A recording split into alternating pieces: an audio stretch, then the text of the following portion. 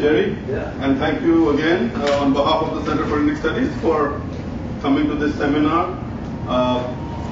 This year, 2019, happens to be the 150th birth anniversary of Mahatma Gandhi.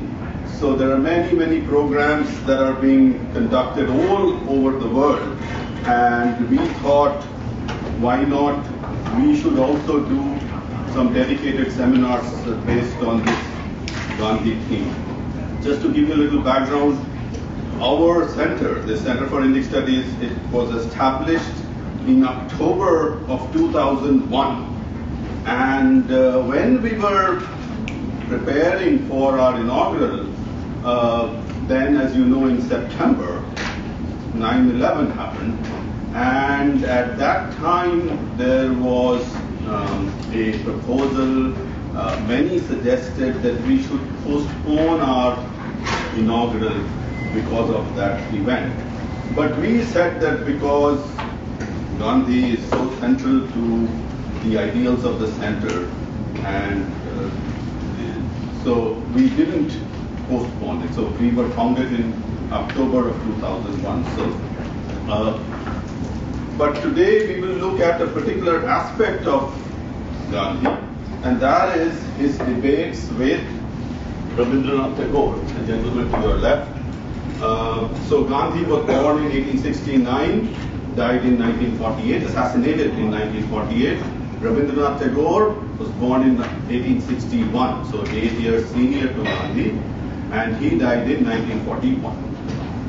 And these were two towering personalities of India over, let's say, the 100 years from, let's say, 1850s to 1950s. They had amazing productivity. Gandhi's works, which is now compiled and it is known as collected works of Mahatma Gandhi, they run into 100 volumes, 100. Tagore, the collection is called in Bengali Rabindra Rachanavali. It has now about 31 volumes, but it's not really a true measure because it does not include his letters, for example, things like that. So if you include all that, that will also be very, very prodigious output. And they both, starting from their first meeting in 1915, they both agreed on, at that time of course India was under British rule, and so freedom movement of India was paramount for both of them. But they both agreed that this would be just a milestone. That means the political freedom would not be the end, and that should only be a milestone. And they discussed a lot as to what the future India would look like, the independent India. Then both in different capacities, they were instrumental and pioneers in bringing in women and minorities to the politics, education, other aspects of society. So in the case of Tagore, he had an institute called Shanti Niketan, which was perhaps the first place where women could come in for higher education. Gandhiji, his ashram, that was also very, in ashram, in fact, even before he came back to India in South Africa, he started this pioneering. Yes, Raj? So he started this pioneering approach of giving women leadership positions, not just mere equality. And we can extend that to what I have written here as minorities. In the case of Gandhi, it was mainly depressed classes, as they used to be called at that time. Gandhi changed the name to Harijans. These were the, you can say, outcasts of Hindu society whose position was very bad, and it was a blot to the society in general. So Gandhi did a lot of work in trying to uplift their status. And Tagore also, and we will discuss a little bit of it a little later. And then, so this we were talking of women and minorities, but even within Hindu society, the need for reforms, how these reforms should proceed, what should be the framework of these reforms. They both had a lot of ideas about it. Today we talk of environmental sustainability, environmentalism, but you may be astonished to know that 100 years ago, both Gandhi and Tagore, in their own way, they were pioneers of this environmentalism movement. In Shantiniketan, Tagore, he brought in these new agricultural technologies for enhanced agricultural productivity in the ashram. Gandhi, of course, we know how, his famous quote was that, well, if India wants to aid the West at that time, meaning Europe and USA, then there will be no resources available on earth because it's just not possible. So those kinds of ideas, they both had a lot to say about it. And they both were very critical of what they called it the industrial West. So most of the time they used it under quotes, industrial West. This machine-based civilization, they both had tremendous objection to it. And Tagore, in many of his compositions, plays, dramas, he spent no effort in scathing criticism. This mechanizing, this subservience of mind to this mechanized civilization, they had tremendous objection to it.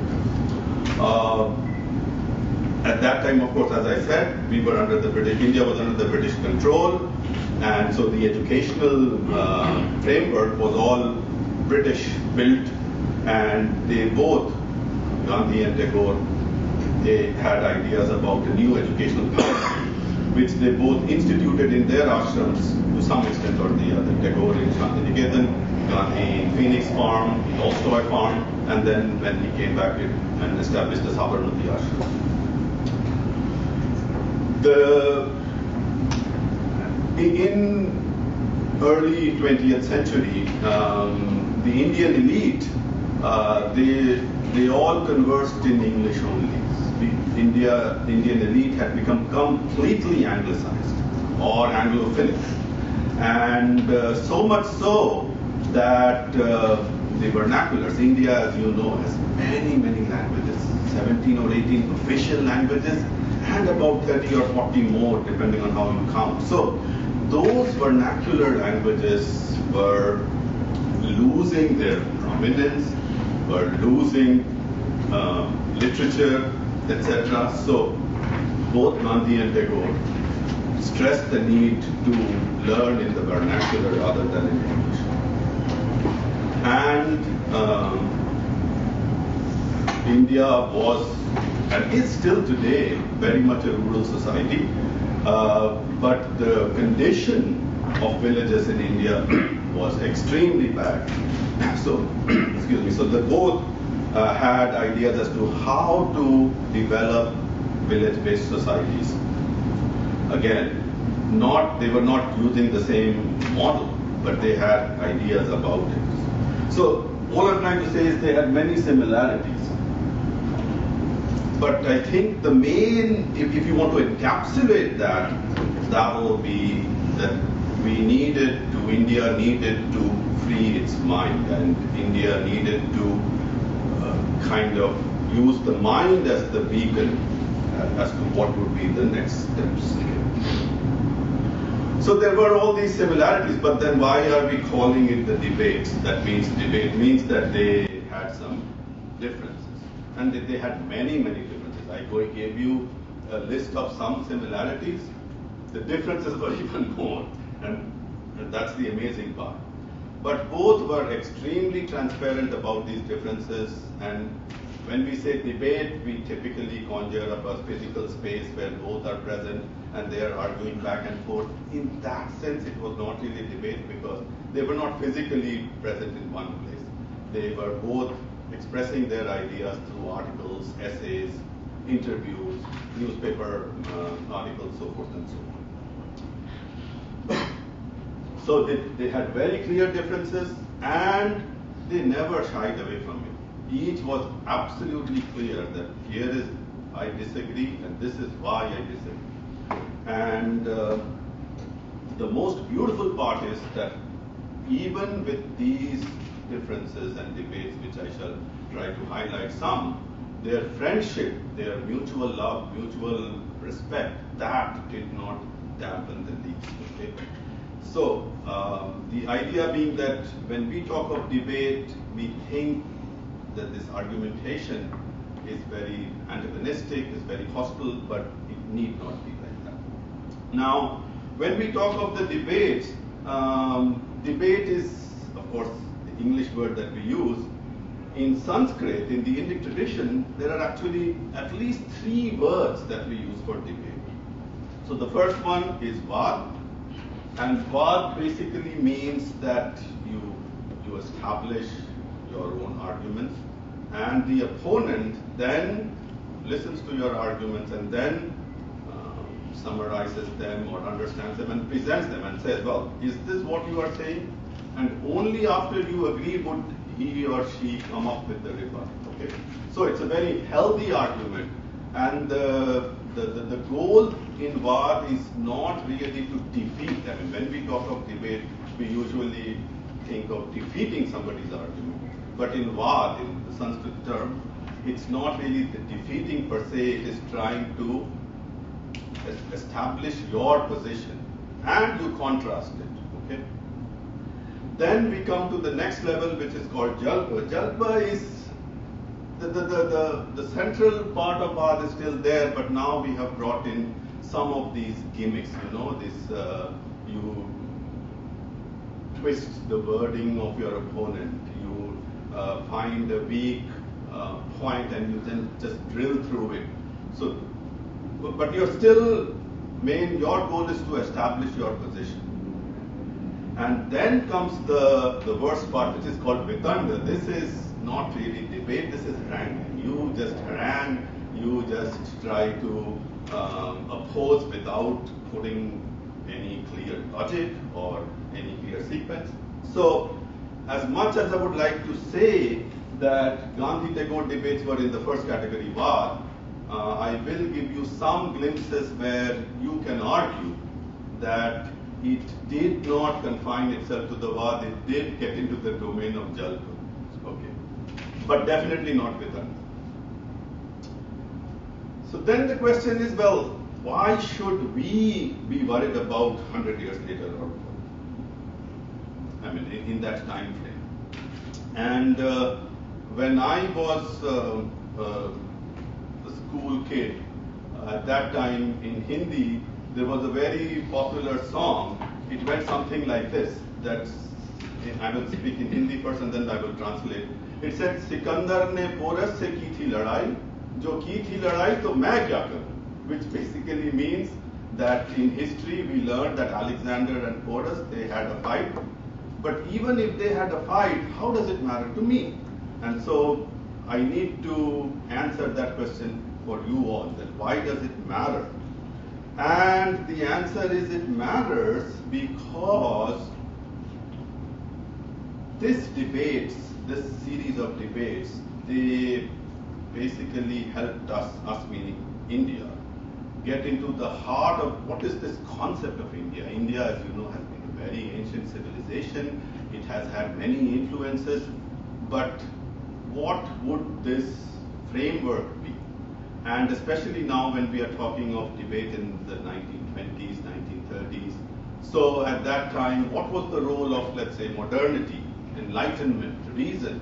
So all that had to be incorporated into this concept of India, and these debates helped us do that. Then these debates also set a roadmap as to how India will deal with the West. Because as you can imagine, after more than 50, 60 years of British rule, before that there was Mughal rule. So India felt that, I mean, some parts of India, they felt that we have had enough of this outside influence. We need to kind of hermetically seal ourselves. And Tagore definitely did not agree to that. So I will try to give you some flavor of that. Then, as I said before, it was in the context of India's freedom movement, but this debate also helped us to clarify what would be the guiding principles of post-independent India. And when India became independent, it established what is known as the Constitutional Commission. And when India was coming up with its constitution, which was formally promulgated in 1950, many of these ideas that were in these debates did come up in that constitution, in the discussion as well. And whenever we have this kind of a debate between these two towering personalities, towering giants, then the question is, what is your ultimate goal?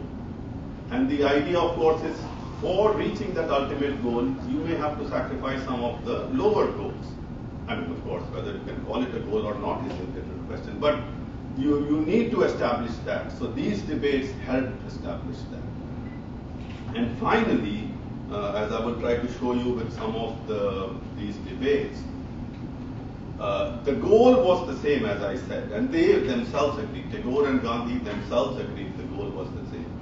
But they differed in the means, and they articulated as clearly as possible that the means are as important as the end.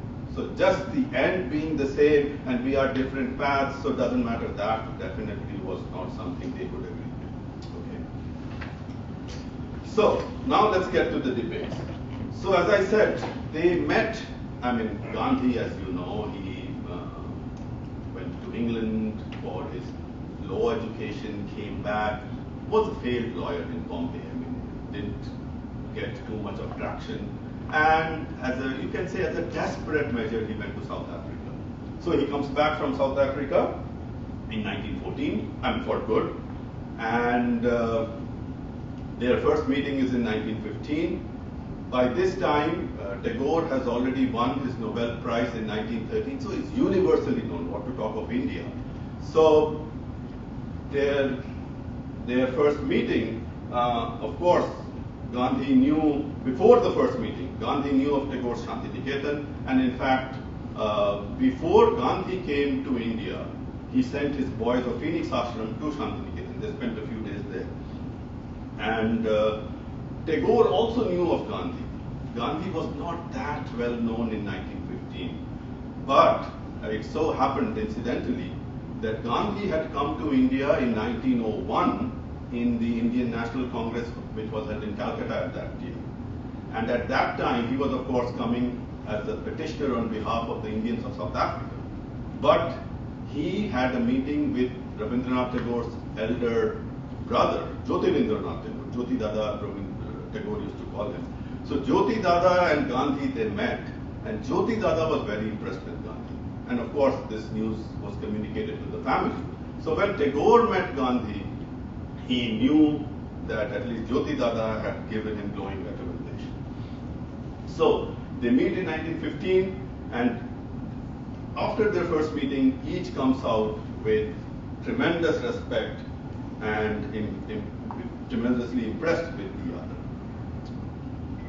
So I will show you two pictures of two people, neither of them the subject of our debates.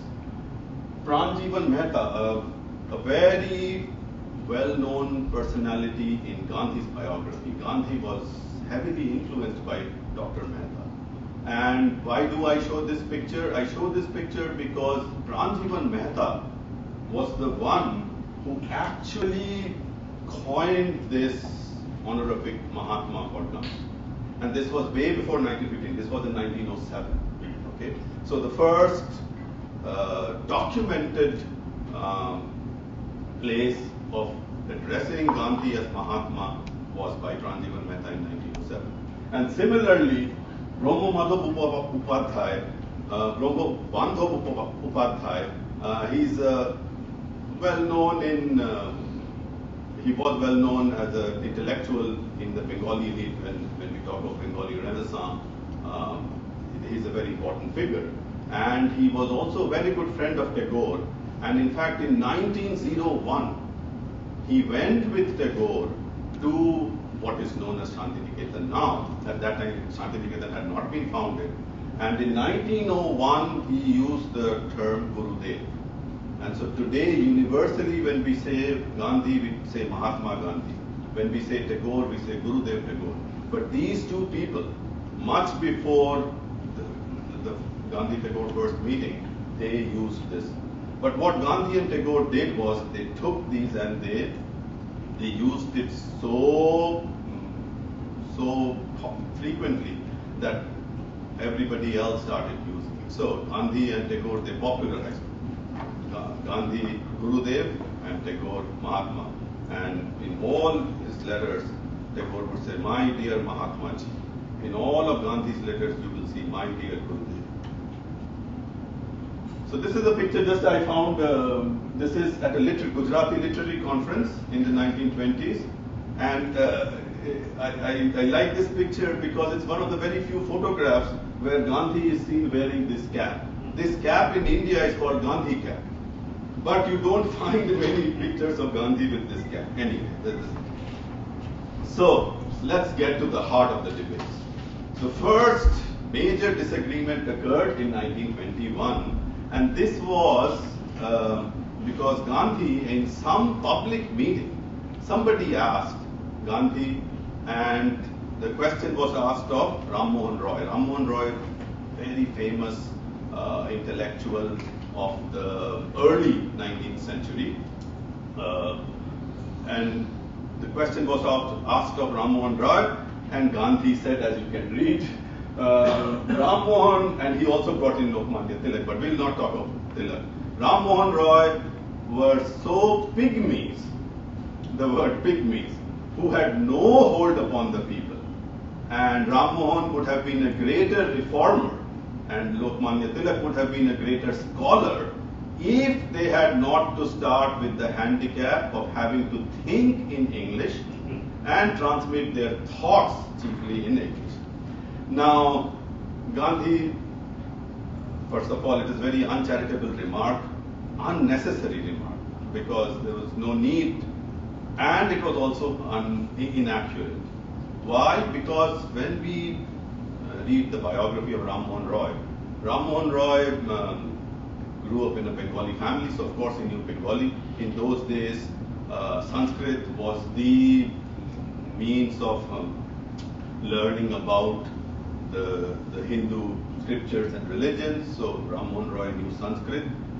He then learned Arabic and Persian, because at that time Persian was still what we call as the court language. Many people in the early 19th century, late 18th century, in all parts of India, they learned Persian. So he knew Bengali, Sanskrit, Arabic, Persian. He learned French, but only later in his life did he learn English. Much, much later in his life. So when Gandhi says that, well, Ram Mohan Roy thought in English and transmitted it in English, that is definitely not correct. And Tagore was extremely critical of this. Ram Mohan Roy also happens to be, in a way, you can say, the founder of what is known as the Brahmo movement. It was a movement to reform Hindu society. And the Tagore's, Rabindranath Tagore's father, he was also very prominent in that Brahmo Samaj. So Tagore had tremendous respect for Ram Mohan Roy. And so Tagore then comes back and hits very hard. I strongly protest against Mahatma Gandhi's trying to cry down such great personalities as Ram Mohan Roy. In his blind zeal for declaiming against our modern education, it shows that he is growing enamored of his own doctrines. In the modern age, Ram Mohan Roy had that comprehensiveness of mind to be able to realize the fundamental unity of spirit in not only Hindu and Mohammedan but also Christian cultures. And then Tagore goes on to say, Ram Mohan Roy could be perfectly natural in his acceptance of the West only because his education had been perfectly Eastern. He had the full inheritance of the Indian wisdom. So, very strong remark. Now, what does Gandhi do? Gandhi, he doesn't really answer the rebuttal. He uses something which since then has become so popular. And he says, I hope I am as great a believer in free air as the great poet. And this is something that has been used in many arguments. I want the cultures of all the lands to be blown about my house, but I refuse to be blown off my feet by any. So, it's not a direct rebuttal, but as I said, this quote of Gandhi became so famous. And almost anybody now, when we talk of multiculturalism, when we talk of liberalism, this again comes up. People say, oh yeah, I am open, but I refuse to be blown off. Okay, so very interesting.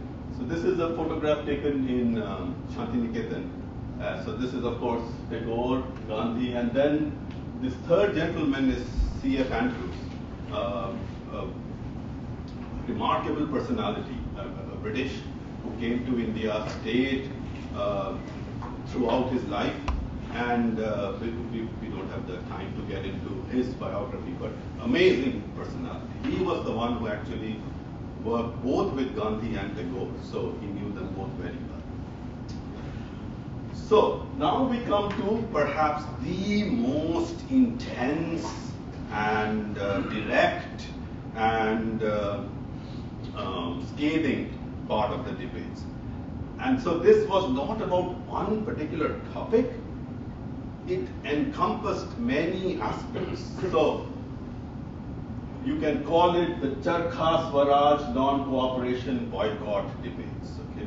So Charkha is a spinning wheel. Gandhi introduced this idea of each person in his or her home spinning. This is a small home scale spinning wheel. You spin and you get fabric out of cotton, and that he was articulating that this would be a very good national movement if everybody did. Swaraj, again, English translation is a little tricky, but almost everybody says home rule, so let's just stick to that, home rule. Non-cooperation. So Gandhi, of course, came up with this satyagraha, this adherence to truth, and he said that, well, we have to show our displeasure or our refusal to obey British laws by this non-cooperation movement, which will be non-violent. And that would also include, because education, as I said, was completely governed by the British, the students should boycott schools. So that was the framework, okay? And so now, what I'll do is, incidentally, they met, the two of them, Gandhi and Tagore. They met in Tagore's house in Calcutta in 1921. And let's see how this debate started. So Gandhi started saying, Gurudev, you were yourself a leader and promoter of the Swadeshi movement. So when we look at biography of Tagore, Tagore did have involvement in a political movement called the Bongo Bongo in 1905. Bengal, a province of India, was proposed to be divided along sectarian lines. There would be a Hindu Bengal, a Muslim Bengal, and Tagore fought it vehemently. So that is what was known as the Swadeshi movement. So that's what Gandhi is implying. But then Tagore became disillusioned with political movements, and he kind of retreated to his poetry and drama and all that. So this is what Gandhi is saying. You were yourself a leader and promoter of the Swadeshi movement some 20 years ago. You always wanted Indians to stand on their own feet as Indians and not to be poor copies of Westerners. My Swaraj movement today is the natural offspring of your Swadeshi. Join me now and fight with me for Swaraj. So Gandhi is extremely clear what he wants from Tagore, what he expects from Tagore. And what does Tagore say? Tagore says, Gandhi ji, the whole world is suffering today from the cult of a selfish and short-sighted nationalism. India has all down her history offered hospitality to the invader of whatever nation, creed or color. I have come to believe that as Indians, we not only have much to learn from the West, but that we also have something to contribute. We dare not shut the West out. The West's ideas and achievements would help Indians to learn how to collaborate amongst themselves. So Gandhiji then says, Gurudev, I have already achieved Hindu-Muslim unity. Tagore dissented. He says, when the British either walk out or are driven out, keep in mind, this is 1921. India became independent in 1947, so this is 26 years before that. When the British either walk out or are driven out, what, Gandhiji, will happen then? Will Hindu and Muslim then lie down together peacefully? You know they will not. So Tagore is extremely clear. Then Gandhi comes back. He says, but Gurudev, my whole program for the winning of Swaraj is based on the principle of non-violence. That is why, as a poet who believes in peace, you can feel free to ally yourself with this peaceful movement and work for it. Okay?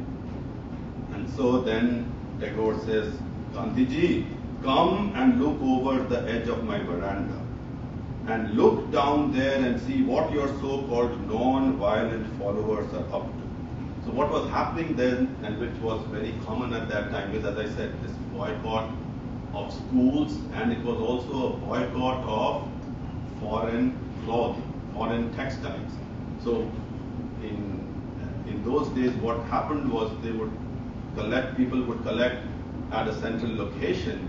They would bring their foreign cloth, and that foreign cloth would be burned. Okay, and so that would be, you can say, a way of expressing their protest.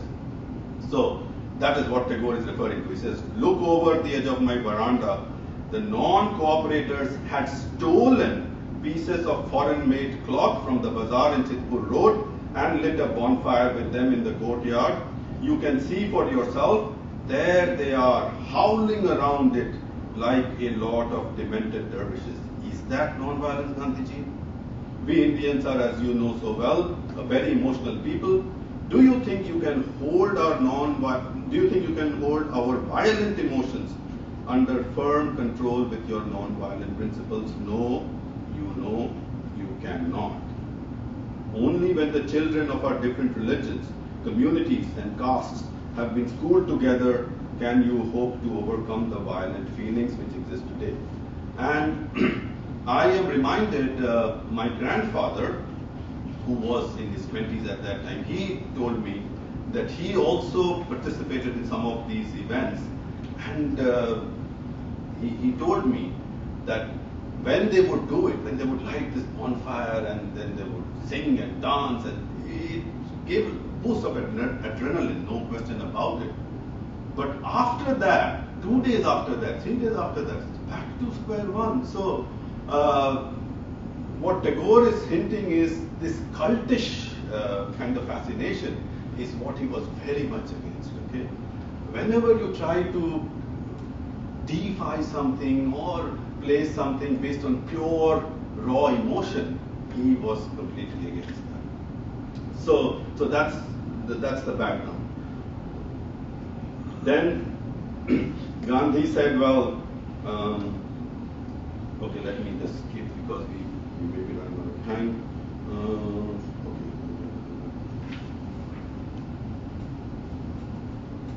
So that this debate went on, I will just skip some. So Tagore then went on to accuse Gandhi of manipulating the people with symbols instead of substance. And he says, but Indians by nature have always been worshippers of symbols, of images. So then Gandhi countered back. He says, when talking of economic wrongs, Gandhi said it was legitimate to refer to foreign-made cloth as impure. Only a word such as this would induce people to sacrifice the cloth and burn it. For Tagore, such hypnotism was a matter of shame. And so they realized that this discussion, or supposed discussion, was getting nowhere. So Gandhi kind of gave up. I see my request for you is your help is almost hopeless. And then he said, well, you can ask your friends to spin. As I said, Gandhi's main idea was everybody should spin. this charkha at home. And this is where Tagore's humor and his brilliance comes. How does Tagore respond? Tagore says, Gandhi ji, poems I can spin, songs and plays I can spin, but of your precious cotton, what a mess I would make.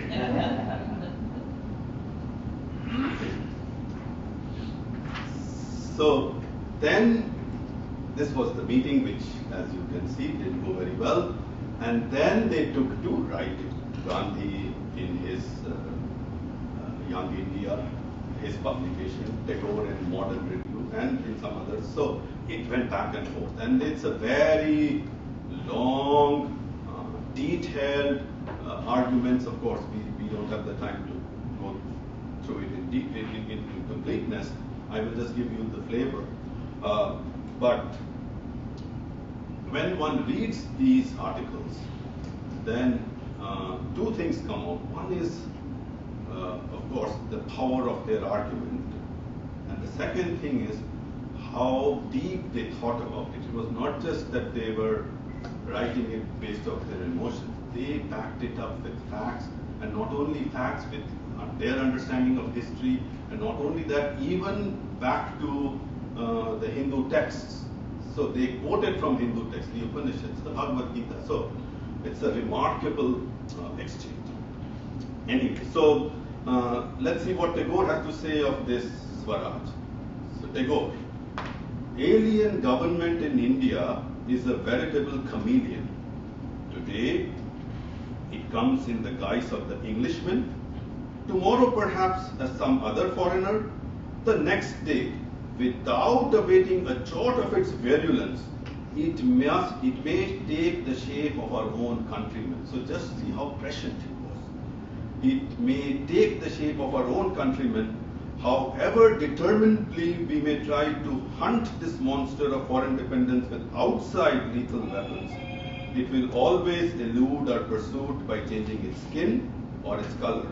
But if we gain within us the truth called our country, all outward Maya will vanish of itself. And then he goes on to say that, I mean, it's a country not just because we were born in it. And he ends that paragraph with saying, but the true nature of man is his inner nature with its inherent powers.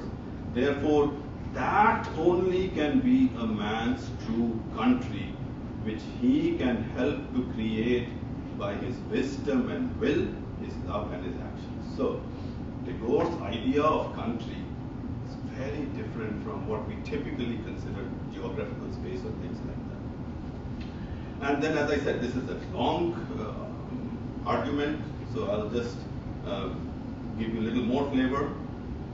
So Tagore then attacks not just Gandhi, he's also implying, I mean, Gandhi was very popular by then, he had many followers, so now Tagore is attacking his followers in a way, but obliquely, not very directly. What does he say? He says, stratagem in politics is a barren policy. This was a lesson of which we were sorely in need. All honor to the Mahatma. So he is glorifying Mahatma Gandhi. All honor to the Mahatma who made visible to us the power of truth. But reliance on tactics is so ingrained in the cowardly and the weak that in order to eradicate it, the very skin must be sloughed off.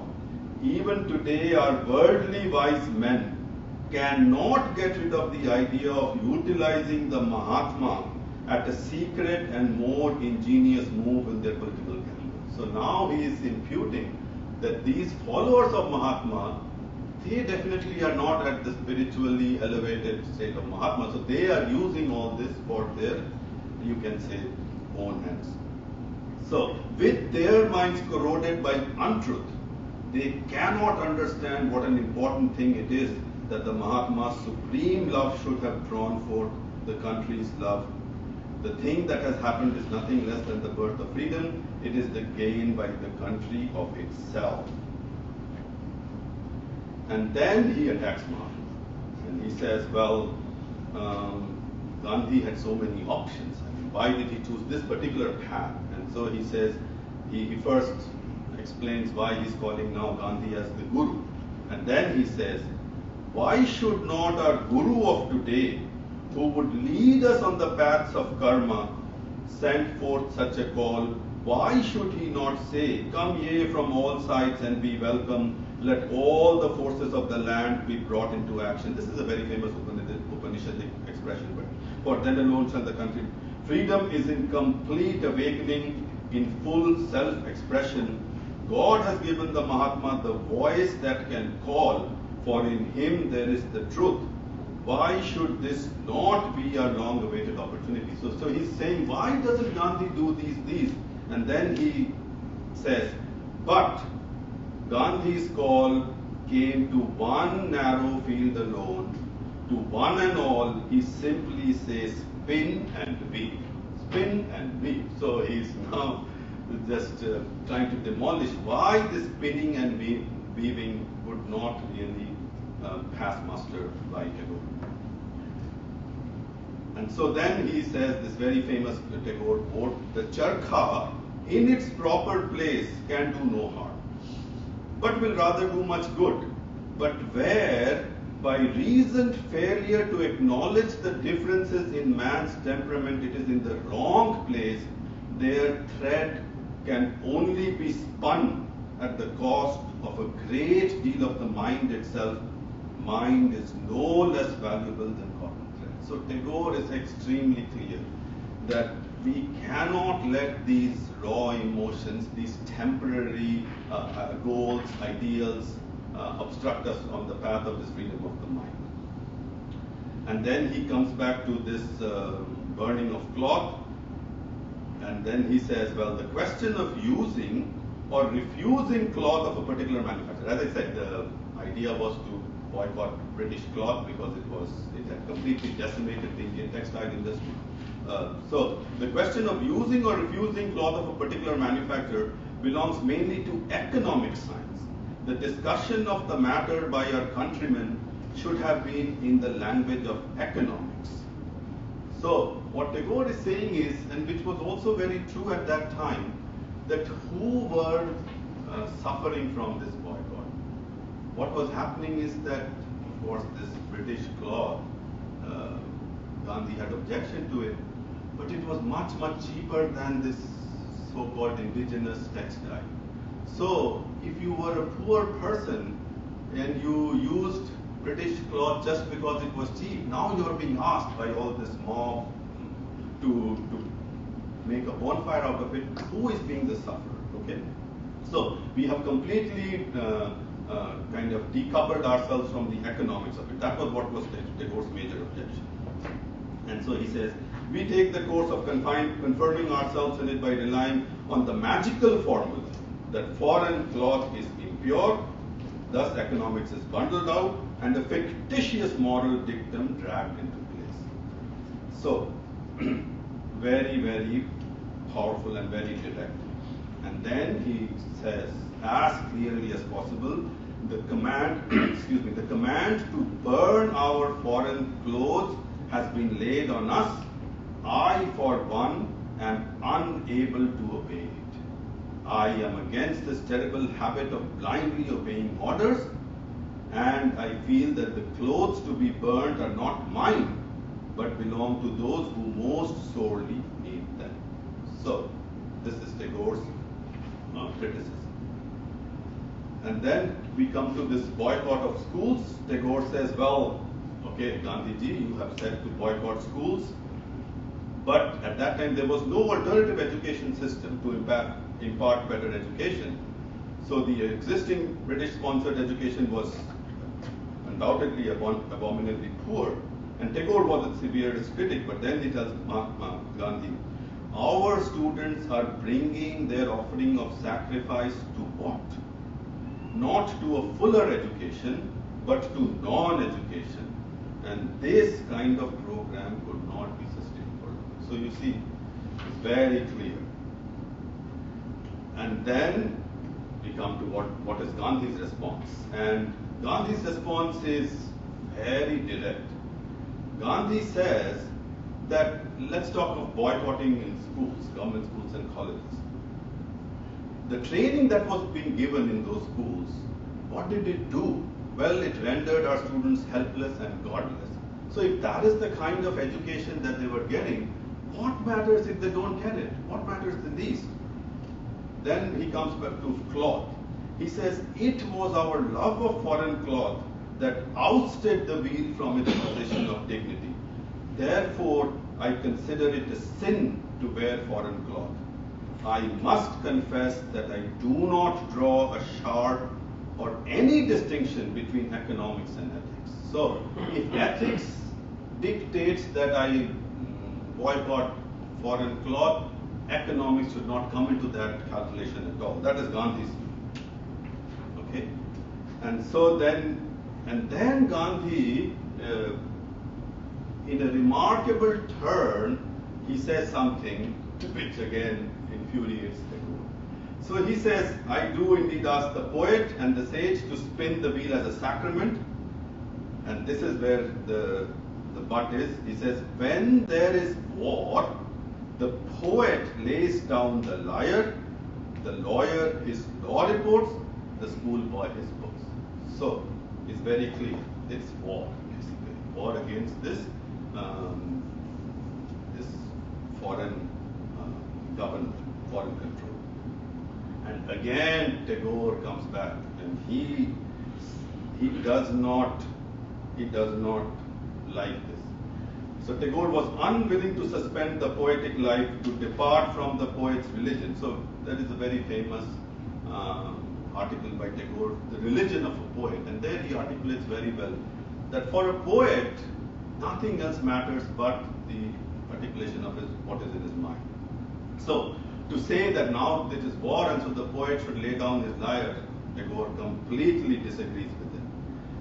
So he says, to demand otherwise is to destroy the swadharma of all creative minds, and that is self-defeating as a means, however noble the ends. Hence, Tagore's plea to Gandhi was that at no time should the poet lay down his lyre or the scholar his books for the sake of Swaraj. And he says the foundation of Swaraj is in the mind. It's not really a geographical place or a particular form of government. He says the foundation of Swaraj is in the mind with its diverse powers, and its confidence in those powers goes on all the time creating Swaraj for oneself. Okay. So then what does Gandhi say? Gandhi says that Tagore didn't really read me or didn't really understand me. He says all he knows about my movement is what he's picked up from table talk. So as I said, it's kind of jalpa. It's not really hard. And poets are given to exaggeration. Poets are given to poetic license. Gurudev also does that. And so Gandhi says, well, Gurudev implied that I want everybody to spin all the time, but that's not the point. I just said half an hour every day. So that is just very small sacrifice one can make. So Gandhi, that's how he answers. And then he says, well, I didn't just say charkha alone. Charkha is amidst a broad set of activities which promote all these things, some of which Tagore is very favorable to and very supportive of. And Tagore agrees with that part, okay? So I think there are some more things which one can talk about, but I think I'll move on because we also have to talk of time. Then the question is vernacular.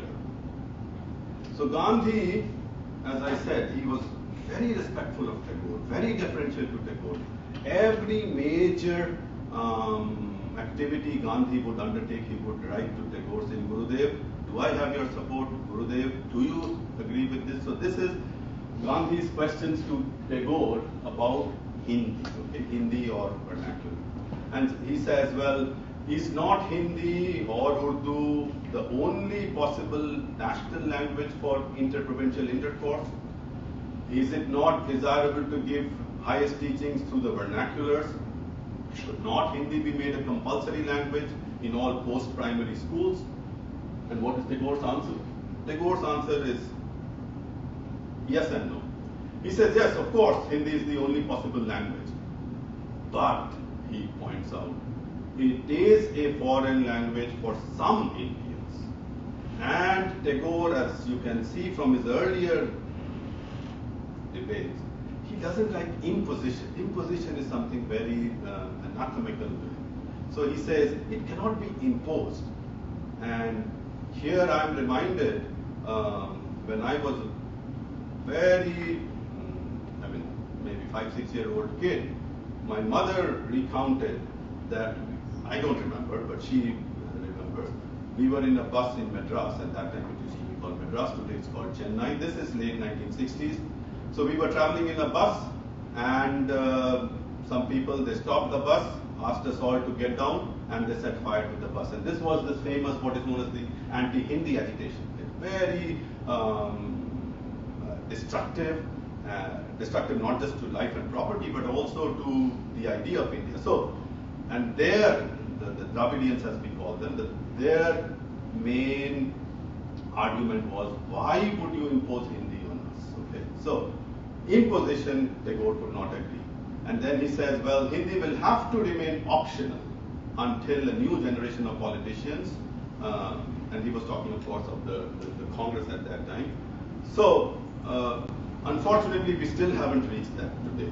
This was discussion 100 years ago, but today, even today, we do not have a new generation or the present generation all across India who are very fluent in Hindi or can have this kind of an interest. Okay. Then we come to the other major piece of debate, and this was regarding an earthquake. So what happened was in 1934, there was a massive earthquake in Bihar and tremendous destruction, and Gandhi at once sent Rajendra Prasad, who was a very staunch follower of Gandhi, to do relief efforts there and gave him Gandhi the reports. And Gandhi was at that time in Tamil Nadu, and he then said in a statement, as you can read, there is a divine purpose that works for the good of humanity. I believe this earthquake is a divine chastisement sent by God for our sins. And the sin was actually based on Gandhi's at that time movement of untouchability or Harijans. Okay, so Gandhi was working to bring them into the Hindu society, and he was meeting fierce resistance. So that's what he said. This earthquake is a divine chastisement. And when Tagore heard it, he was extremely furious. And so his response, as you can read, I will just highlight the basic points.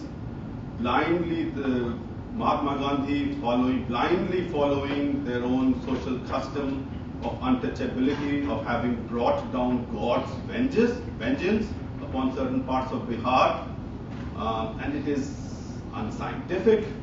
Of course, as we understand science today, we can't really understand what Gandhi had in mind, actually. And then Tagore says, I am compelled to utter a truism in asserting that physical catastrophes have their inevitable and exclusive origin in certain combination of physical facts. Okay, so very clear disagreement. What does Gandhi and Tagore also goes on to say something that you, I'm sure, will agree, that if you make this argument that this is divine chastisement, then it would better suit the psychology of Gandhi's opponents. And indeed they said that. They said that Gandhi's efforts to bring in these untouchables to Hindu society is the reason for which we have this divine chastisement. Okay, so Tagore is very clear. And he's very hurt, he's dismayed, he's exasperated. So now let's see what Gandhi says. Gandhi's argument is very simple, actually. He cuts through all this, and he says, I have long believed that physical phenomena produce results, both physical and spiritual. And I also hold the converse to be true. So if that's the case, we are mere mortals. How would we know the laws of God? And so, if I believe, as Gandhi did, that not even a leaf moves but by the will of the divine, then how are we to start asking questions as to, well, what is this divine chastisement? So I instinctively, look at the words, I instinctively felt that the earthquake was a visitation for the sin of untouchability. Why punishment for it? And people, of course, started asking me all kinds of questions. Why punishment now? Why punishment here? And so Gandhi says, well, who am I to answer it? I am not God. So why are you asking me these questions? Okay. So very, very straightforward answer. But of course, it's not. I'm just kind of encapsulating and summarizing. So it did go on, but we will move on. I just wanted, as I said in the beginning, they differed vehemently, but they had tremendous mutual respect. Okay, and again, people ask, reporters ask Gandhi, and they asked Tagore, well, your differences with this person, what about it? And they both said, well, they make us, they have enriched that friendship, they have deepened this friendship, because unless you can have a frank discussion, what good is this kind of friendship or respect? Okay, so Tagore, he had this Shantiniketan Vishwa Bharati, so he nominates Gandhi to be a life trustee, and then again, very famous quote of Tagore, it is in the fitness of things that Mahatma Gandhi, frail in body and devoid of military resources, should call up the immense power of the meek that has been lying waiting in the hearts of the destitute and insulted humanity of India. And then perhaps this is the quote that I like the best of Tagore about Gandhi. He says, great as he is as a politician, as an organizer, as a leader of men, and as a moral reformer, he is greater than all of these as a man, because none of these aspects and activities limits his humanity. So, just from these quotes, you can see how tremendous respect Tagore had for Gandhi. But I think this respect is best displayed by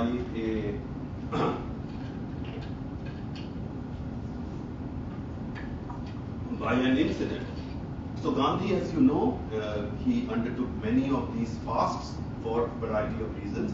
This fast was actually because the decision was made that there would be elections with separate electorates, and Gandhi at that time, he was in Pune, and he decided to take this fast unto death.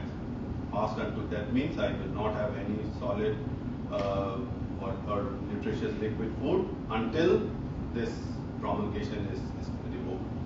So, of course, people are very concerned. Tagore, when he heard this news, he was A, not physically very well, B, he had just learned that his grandson had died in Germany. So, emotionally, physically, very weak. But when he heard that Gandhiji decided to go on this fast unto death, he took a train from, these are opposite parts of India, Bengal and Pune, opposite parts. So he took a train, went to Gandhiji's ashram. And luckily, when Tagore reached, by that time the problem was sorted out. Gandhi had decided to break his fast. So Tagore goes, Gandhi is given, and whenever Gandhi would break his fast, he would be given a glass of orange juice. So incidentally, Indira Priyadarshini Nehru, who later on became Indira Gandhi, she was the one who gave him this orange juice.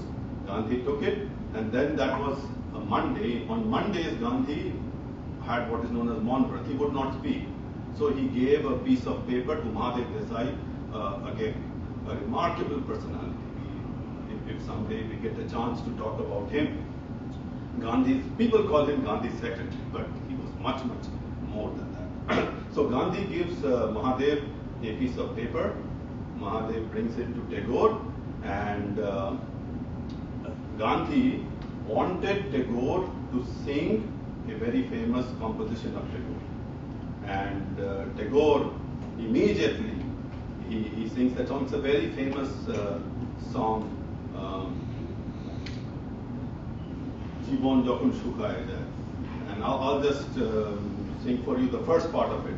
Jibono jokhono shukaye jay, koruna dharaye esho, shokolo madhuri lokaye jay, gito shudha rashe esho. So it's a long song, but I think this song expresses his respect more than anything else.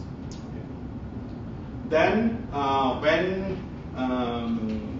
this is late 1930s, Tagore's Shantiniketan has a tremendous problem with funds. He tells Gandhiji, Gandhi, I know of no one else but you who can help. And Gandhiji immediately helps. Immediately means he first says, okay, don't worry, I'll do my best. And then he gathers 60,000 rupees. At that time, it was a big amount. Gandhi didn't mention it was from G.P. Birla, Prachandar Birla, very famous industrialist. Gandhi doesn't mention, but gives this money to Tagore. And then what does, because we're getting to then, what does Gandhi say on Tagore? I will not read the entire thing, but I will just read what he said when he heard of Tagore's death in 1941. In the death of Rabindranath Tagore, we have not only lost the greatest poet of the age, but an ardent nationalist who was also a humanitarian. There was hardly any public activity on which he has not left the impress of his powerful personality. He has left a legacy to the whole nation, indeed to the world. May the noble soul rest in peace. So, and when we read about these debates, when we read about them, what is most enlightening are their letters. So I've just given you a picture. This is a letter that Gandhiji writes, and you can't read it for some of because it's in Gandhi's sprawling handwriting. But he is writing this letter at 3 o'clock in the morning. Okay, 3 o'clock in the morning. Why? Because that day at 12 noon he would undertake a fast. And so he's writing to Tagore saying, please bless this if you agree. And this is where their honesty comes in. He says, if you don't agree, just tell me. That's perfectly fine. So this is one of those letters, and again, this is a letter that Tagore wrote. Dear Mahatma Ji, and this is Tagore. He had an operation for which he needed to be under anesthesia. So when he comes out of anesthesia, he writes that the first thing that welcomed me to this world of life after the period of stupor I passed through was your message of affectionate anxiety. So these letters, they kind of show how much they loved and respected each other. So then the question comes, and this is my penultimate slide. How did this help? I mean, what did one learn from the other? And I think what Gandhi learned from this set of debates is that the highest place one has to give is to one's own conscience. Then patience is needed. I mean, we have to keep in mind, Gandhiji, sometime in the 1920s, he said, I will give you Swaraj in 10 years. Okay, so Gandhiji was not impatient, but he was very ambitious. And Gandhiji learned from Tagore that patience is very much needed. And Gandhi himself says, I learned from Gurudev how not to lose sight of post-independence India. What will happen after India becomes politically independent? What did Tagore learn? Tagore learned that you have to practice what you preach. Just to give you an example, in Shantiniketan, at that time, inter-caste dining was not prevalent. So you did have communal meals, but one group of people here, one group of people of another caste there. Gandhi goes to Shantiniketan and he says, Gurudev, what is this? And that admonition by Gandhi kind of made Tagore take this instantaneous decision that from now on, no more this caste segregated dining. Okay. Then something else which Tagore started, but for some reason it didn't continue, and that is in those days there was not a sanitary system as we understand today. So there had to be some people who were employed who would take all this, what they called night soil, and take it out, okay? So in Gandhi's ashrams, in Phoenix, in Tolstoy, in Sabarmati, there was no particular person employed. Ashramites had to do it. In Shantiniketan, no. So Gandhi again points this out. Gurudev, what is this? So Gurudev starts implementing it, but after some time, for whatever reason, I don't know. And lastly, just again, because we are so short of time, Tagore says in Gandhiji's 70th birthday that Gandhi's realm of activity in practical politics was one of the makers of history. So you can preach something, but when you practice with so many people, there are certain things that Tagore learned. Okay.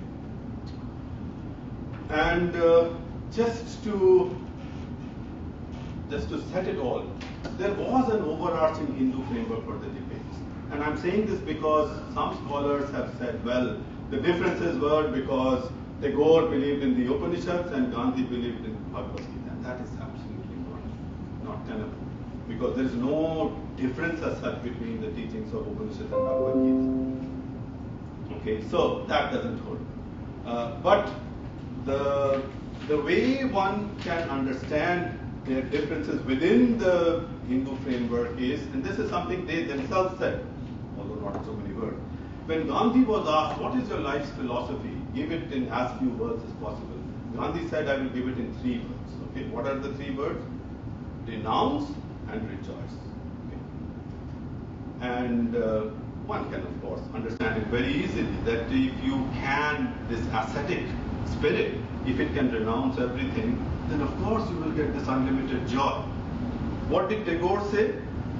Rejoice and renounce. Just the opposite. Rejoice, because for Tagore, when we say something that we say in the Hindu framework, Satchidananda, that means the third part is the Ananda part, the joy of kind of when you reach enlightenment, that joy, for Tagore, that was the crux of everything. So for Tagore, it was, you can say, the opposite in the sense that if you can find joy in everything, then you will automatically renounce, you will not hold on to things. So with this, I thank you so much for all your patience, and we do have some time, about, I would say, 8-9 minutes for Q&A.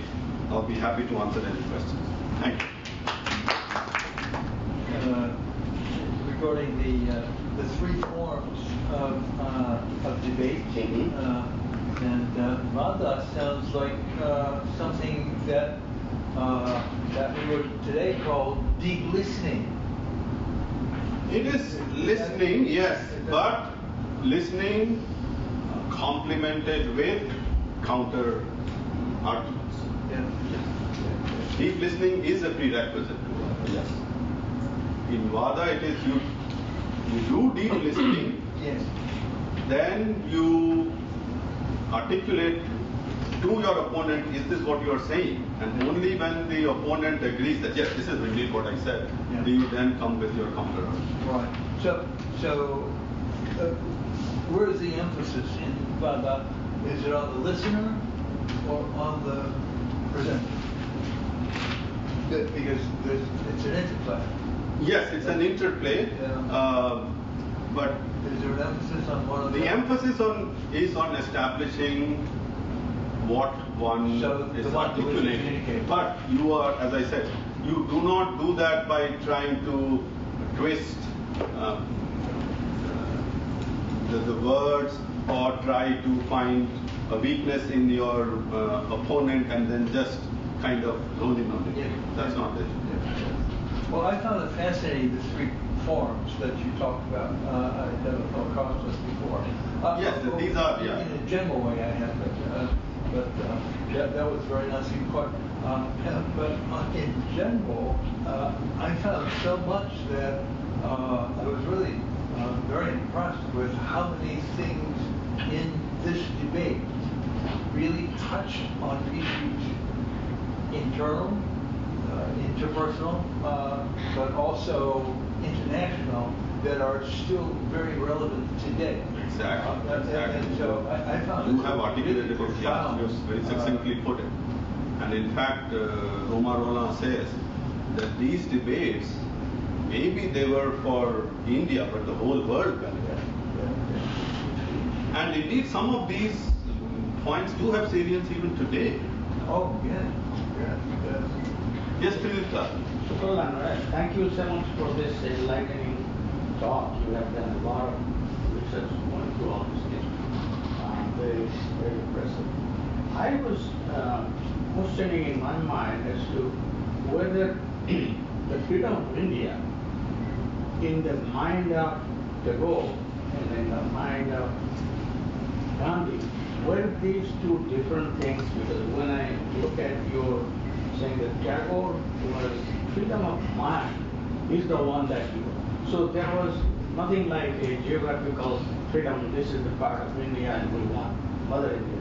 Whereas Gandhi's way of thinking was that we want to get rid of the British Empire, the land that he occupies, get rid of that thing. And that's why he had all these Charkha and other movements, so that we can get this land of ours, which we call Mother India. So was Tagore basically different in his thinking? Well, the way I would put it is, Gandhi's ideal was Ram Rajya. In order to achieve Ram Rajya, you had to get political freedom. Otherwise, there was no way. Right. For Tagore, if freedom of the mind was the highest, again, there is no way you could achieve that without political independence. But political independence was not necessary and sufficient. It was just one of the preconditions. But on top of that, you have to then build all these legs. Only then could you. No, I mean. So for both of them, whatever their ultimate goal was, political freedom was an absolute must. But it need not just stop there. It had it to be. Because freedom of mind you can have in a jail also. I mean, you can be surrounded by everything, you have a freedom of mind. Well, I mean, the political freedom, the geographical freedom doesn't matter anymore. Those rishis used to do that kind of. the freedom of mind in a jail is, again, that freedom is not what Tagore had in mind. Because in jail, you cannot articulate what you want to say. I mean, Gandhi, when he went to jail, not only could he not write, he was not even allowed to read anything that was deemed political in nature by the British. So, freedom of the mind, yes, you can think whatever you want, but if you want to imbibe ideas, what is happening in the rest of the world, what you think, if you want to disseminate it, that was not possible. So, no, but that's what I thought, that when he's talking about the freedom of mind, he has written points about that. Of course. A lot of that. So very interesting. Balramji. I have a question, maybe still relevant, maybe not, but you earlier mentioned about Gandhi and Tagore debating about Ram Mohan Roy and who was the other one? Tilak. And then talking about which language, the vernacular language they should think about English. So you said that Ram Mohan had learned Persian, Arabic, many languages, of course Bengali and English. The question is, when did he start writing? Was that in English or other languages also? I don't know the answer because Ram Mohan Roy, his writings, most of his writings were, his earlier writings are all in Bengali. And when he was dealing with the British government, of course, his writings were in English. So he was equally at ease in Bengali and English. The thinking process that maybe Gandhi was mentioning is what was being said in English, and maybe he wasn't agreeing with Ram Mohan. I mean, the background to this is Ram Mohan Roy believed, it was, you can imagine, this was early 1800s. He believed that we can convince the British ruler that, well, you can help us in some of these reforms in the Hindu society, sati being the most radical. And to Gandhi that was an anathema, because why would you go to the British to tell us to do things? So I think that was what was playing in his mind. He didn't say like that. These are my interpretation. The reason I mention this because this is relevant today, the Indian Parliament Act still today says that all the laws in Indian Parliament will be enacted in English first and then translated in other languages. So this and that creates a huge problem because there are many concepts where there are no mappings between English and the vernacular language. Yeah, and that becomes an issue many times. The concepts cannot be at least enacted in laws or in very peculiar ways. I completely agree. Yes, Bella. Thank you so much for this in-depth presentation and insight into the minds of these two visionary leaders. And it was just wonderful listening to you. And of course you're singing. So I was just wanting to know a little bit more about, you said that Tagore was against temporary goals, the burning of cloths, spinning and weaving, because it was decoupled from economics. So if you could elaborate on that. So, what was happening, as I said at that time, was that there was this mass movement. Mass movement brings with it this mob kind of psychology. So mobs would gather, mobs would get all this foreign cloth, make a bonfire, and the sufferers were those who could least afford the cloth. That was what Tagore had in mind. That if I am an aristocrat and I have some foreign cloth in my house, and I give that for bonfire, that is not an issue. But we were, and you can imagine, the economic condition of India at that time was so abysmal. And these poor people, if they could afford only one piece of cloth, they were buying British cloth only because it was cheaper. So to now force them to abandon that and use homemade khadi, which was number one, more expensive and more difficult to handle. I mean, we have, when you read Gandhi's biography, in the ashram, ladies complaining to Gandhi that, okay, you just tell, use khadi, but do you know how difficult it is to wash a khadi sari? And how difficult it is to kind of, after you wash and dry, to wear it again? So, the point that Tagore was making is that this mob psychology, what it does is it corrupts the mind. I mean, you feel good, and that cannot stand the test of the freedom of the mind. That's what he was saying. It's not that if you voluntarily give up your foreign cloth, I mean, the principle he agreed with. But what typically happens is, when we get to these mass movements, soon this mob psychology kind of takes over. And that to Tagore was completely indefensible. Yes, Deepika. I have a small question that as Rabindranath Tagore was more concerned about the post-independent situation of India, or Indians, I say. So is this the reason he was more concerned about the freedom of mind rather than the freedom of India politically? Because if you see the economic structure of their own family, they were kind of the opponents in the economics to the British, because they first came up with the ship industry and everything, though they failed. But they were kind of in a competition. They were in a situation to give it a tough fight.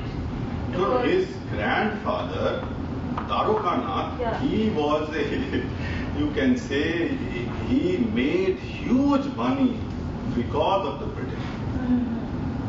In shipping and in indigo. At that time, indigo was a very, very precious dye.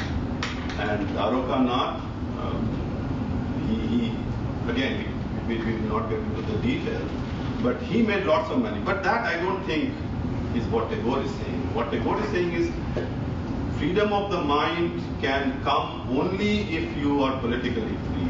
But just being politically free does not automatically translate to freedom of the mind. That's what he's trying to articulate again. Yes, Panditji. I like your lecture, but these two great stalwarts of Indian society, how much of their philosophy is adopted today in India? Oh, that is something which, if you bring in 3 people, you'll get 4 different answers. So, it's not an easy question to answer. And I mean, my answer is not a whole lot. I mean, we have abandoned Gandhi, and much before that we abandoned Tagore. So, we pay lip service. I mean, 2nd October we sing some bhajans, and Tagore's birthday we sing some of his songs. But in terms of reading them or trying to follow them, very little. I mean, there are some Gandhians still, but the numbers and their influence is very much. Thank you, Devendra. Yes, Raj. So, the non-cooperation movement, what I understand, is one of the major objectives of that was to bring people together, to bring people out, because they were all segregated, and that was not related to economics or something like that. Can you please comment on that? Yeah. I mean, the basic. I mean, when Gandhi comes back from South Africa, and his guru was actually Gokhale. Gokhale gives him one very precious advice. He says in an Indian National Congress meeting, you see these people, these all stalwarts of the Congress, they come, they make speeches in English, they go. If you are really interested to work for India, just tour around, just see India.